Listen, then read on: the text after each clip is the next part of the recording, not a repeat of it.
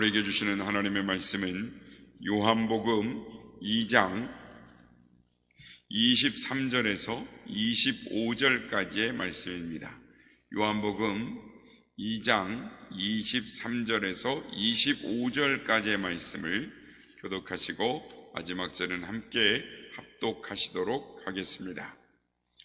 6월절에 예수께서 예루살렘에 계시니 많은 사람이 그의 행하시는 표적을 보고 그의 이름을 믿었으나 예수는 그의 몸을 그들에게 의탁하지 아니하셨으니 이는 친히 모든 사람을 아심이요 다같이요 또 사람에 대하여 누구의 증언도 받으실 필요가 없었으니 이는 그가 친히 사람의 속에 있는 것을 아셨음이니라.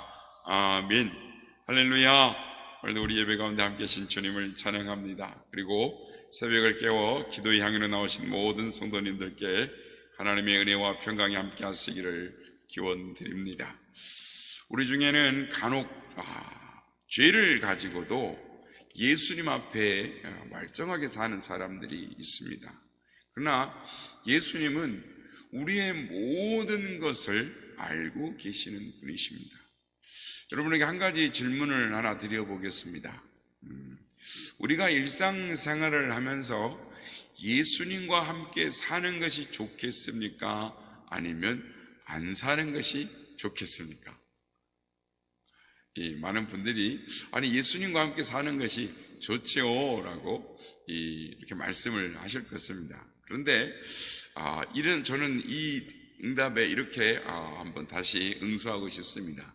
아니 예수님과 함께 살지 않는 것이 좋은 것이 아닐까요? 좋지 않을까요? 이렇게 한번 여쭤보고 싶습니다.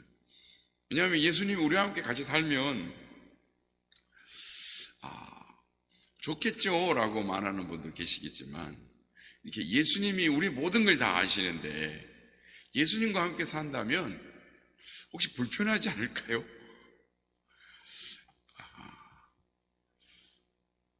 많은 분들이 예수님과 함께 산다라는 것에 대해서 심각하게 진지하게 생각해보지 않으시는 것 같습니다.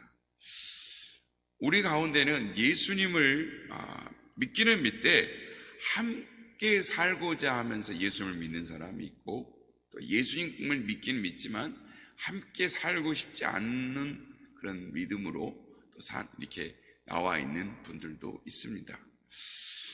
하나님께 감사한 것은 부부가 함께 살아도 서로의 마음을 모른다라는 것입니다. 그러니까 함께 살지 부부가 서로의 마음을 안다면 국가 간에 일어나는 전쟁보다 가정에서 날마다 전쟁이 일어날 것입니다. 서로의 마음을 모르고 산다는 것 참 그것도 하나님의 은혜가 아닌가 생각합니다. 그런데 오늘 본문 23절에 보면 이렇게 말씀합니다. 6월절에 예수께서 예루살렘에 계시니 많은 사람이 그의 행하시는 표적을 보고 그의 이름을 믿었으니 라고 말씀합니다. 예수님께서 예루살렘에 계시면서 많은 기적을 베풀었다라고 말씀합니다. 예수님께서 예루살렘에 계시면서 병든 자를 고치시고 많은 권능을 베푸셨습니다. 그러자 많은 무리들이 예수님을 믿고 따랐습니다. 예수님은 많은 무리들이 예수님을 믿고 따르는 것을 보면서 저들이 나를 믿기는 믿지만 나를 믿는 것이 아니라 표적을 보고 표적을 믿는다라는 것을 알고 계셨습니다. 그래서 24절에서 이렇게 말씀하십니다. 예수는 그의 몸을 그들에게 의탁하지 아니하셨으니 이는 친히 모든 사람을 아심이요 라고 말씀합니다. 여기서 이 의탁했다라는 것은 이 의존했다라는 말이 아니고 저들을 믿지 않았다라는 말입니다. 저들이 예수님을 믿는다고는 했지만 예수님이 저들의 믿음을 믿지 않았던 것입니다. 여러분, 우리가 예수님을 믿는다라고 하지만 예수님이 믿어주시는 믿음이 진짜 믿음인 것입니다.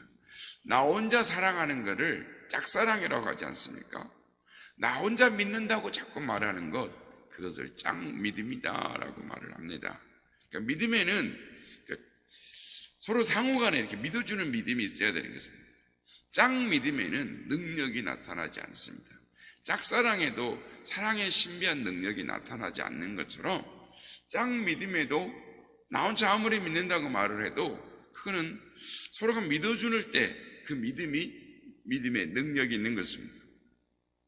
무리들은 예수님을 믿는다라고 했지만은 예수님은 그들이 예수님을 진심으로 믿은 것이 아니라 나타나는 표적을 믿은 것을 알고 계셨습니다. 표적이 떨어지면 믿지 않을 사람들이라는 것을 알고 계셨다라는 것입니다. 예수님은 이들의 믿음이 무엇인지를 알고 계셨습니다. 예수님이 믿을 수 없는 마음, 예수님이 믿을 수 없는 믿음을 갖고 있다라는 것, 그것이 얼마나 불행한 일인지 모르겠습니다. 이 지구상에 수많은 사람들이 예수님을 믿는다라고 말을 합니다. 그러나 예수님이 믿을 수 있는 믿음을 가진 사람이 있고 믿을 수 없는, 그들의 중심을 하는 주님께서 믿을 수 없는 믿음이 있습니다. 바라기는 우리 모두가 예수님이 믿을 수 있는 믿음을 소유하는 사람들이 다 되시길 주님의 이름으로 축복합니다. 그러면 예수님이 믿을 수 없는 믿음은 무엇일까요? 그것은 표적을 보고 믿는 믿음인 것입니다. 이런 사람들은 사업이 잘 되고 또 병이 고쳐지고 자녀가 잘 되는 표적을 보면 감사하다고 하고 믿는다고 말을 하는 것입니다. 그런데 이러한 것들이 사라지면 삶의 고통이 찾아오고 문제가 생겨지면 예수님을 믿는 믿음이 없어지는 사람들인 것입니다.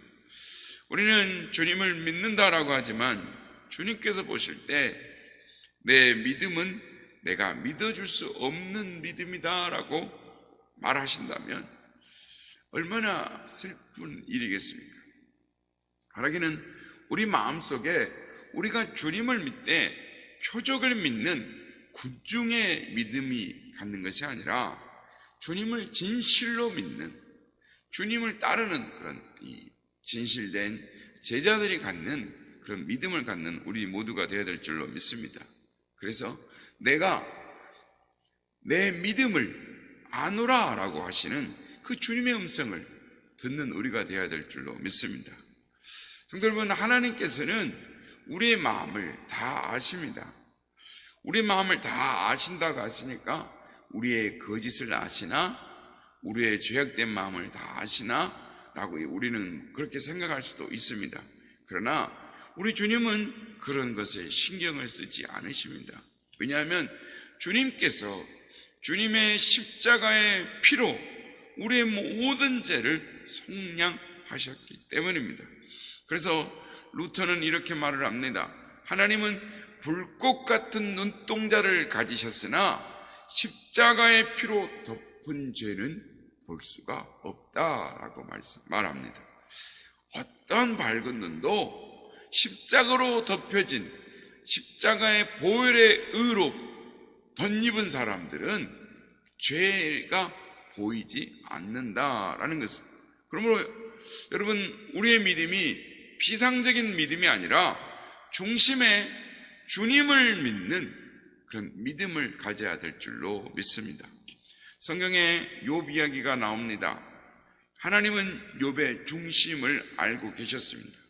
욥은 일시에 자녀들을 잃고 재산을 잃고 건강을 잃고 또 부인이 떠나는 그런 일들을 겪었습니다.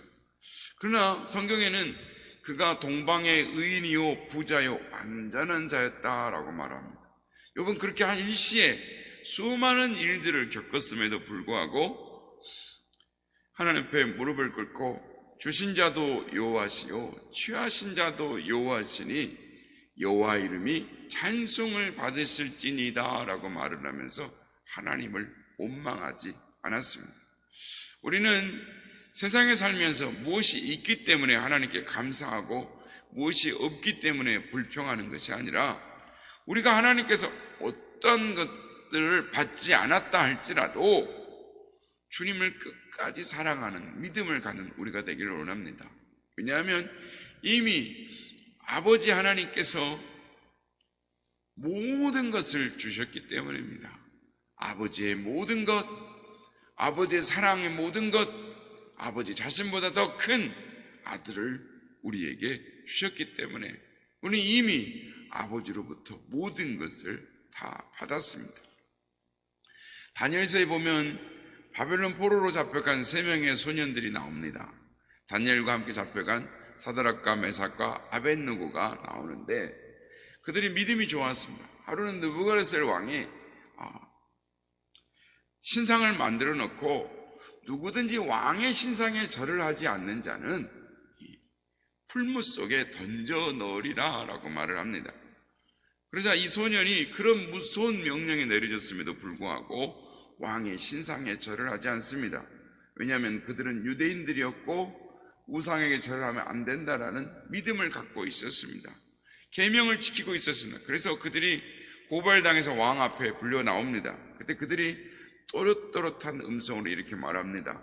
왕이시여, 우리가 섬기시는 우리 하나님이 우리를 극렬히 타는 불무 가운데서 능히 건져내시겠고 왕의 손에서도 건져내시리이다. 그리 아니할지라도 왕이시여, 우리가 왕의 신들을 섬기지 아니하고 왕이 세우신 금신상에 절하지 아니할 줄을 아시옵소서라고 말합니다. 새 소년은 왕의 명령에 따라 풀무 속에 던져집니다. 그런데 성경은 한 사람이 그들과 동행하면서 그들의 머리털 하나, 피부 하나, 옷 하나 그을리지 아니하고 건강한 모습으로 살아나왔다라고 말씀합니다. 여기에 중요한 그들의 고백이 있습니다. 왕이시여, 그리하지 아니하실지라도 하나님께서 이런 은혜를 베풀지 아니하실지라도 결코 왕의 신상에 절하지 아니하리이다. 이 믿음의 고백, 주님을 향한 믿음이 이들의 믿음이었던 것입니다. 하박국 선지자는 이렇게 말합니다. 비록 무화과나무가 무성치 못하며 포도나무에 열매가 없으며 감람나무에 솥줄이 없을지라도 밭에 식물이 없으며 우리의 외양간에 소가 없을지라도 나는 여호와로 인하여 즐거하며 나의 구원의 하나님을 인하여 기뻐하리로다. 바로 이것이 우리의 믿음의 고백이 되어야 할 것입니다. 우리의 손에 아무것이 잡히는 것이 없을지라도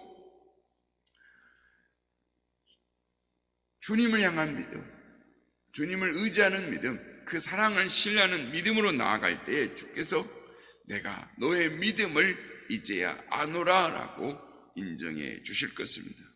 성도 여러분, 우리의 삶에 하나님께 대한 흔들리지 않는 변함없는 믿음의 고백이 있는 우리가 되길 원합니다.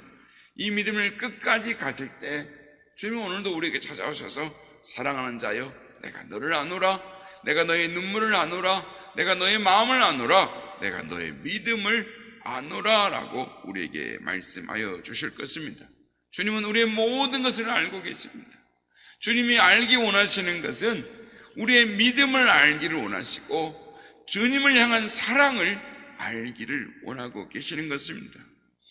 오늘 보면 25절에 보면 또 사람에 대하여 누구의 증언도 받으실 필요가 없었으니 이는 그가 친히 사람의 속에 있는 것을 아셨음이니라 라고 말씀합니다. 주님께서 모든 사람의 속마음을 아셨기 때문에 다른 사람의 증언을 들을 필요가 없으셨다라는 것입니다. 이 사람이 좋은 사람입니다. 이 사람이 신실한 사람입니다. 이 사람이 의로운 사람입니다 라는 말을 들을 필요가 없이 주님은 다 알고 계신다라는 것입니다. 주님은 우리의 속마음 속에 주님을 향한 사랑의 마음이 나타나기를 기다리고 계시는 것입니다. 말하기는 믿는다라는 말은 상황과 조건에 관계없이 사랑으로 승화되어 나타날 때 그것을 참으로 믿는다, 좋은 믿음이다 라고 말을 할 수 있는 것입니다. 말하기는 주님께로부터